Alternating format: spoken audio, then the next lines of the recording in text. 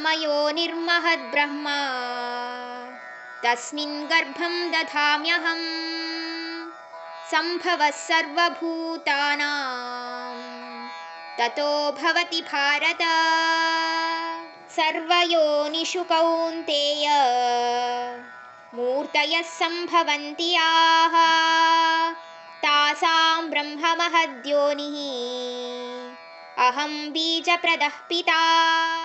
ಭರತ ಕುಲ ವಂಶಸ್ಥನೇ, ಈ ಇಡೀ ಸೃಷ್ಟಿಯ ಮೂಲದಲ್ಲಿ ನಾನು ಪರಬ್ರಹ್ಮನಿಗೆ ನನ್ನಲ್ಲಿರುವಂತಹ ಎಲ್ಲ ಜೀವರಾಶಿಯ ಜೀವಾತ್ಮಗಳನ್ನು ಕೊಡ್ತೇನೆ. ಆದ್ದರಿಂದ ಅವರು ಎಲ್ಲ ಸೃಷ್ಟಿಗೂ ಜೀವವನ್ನು ತುಂಬುತ್ತಾರೆ.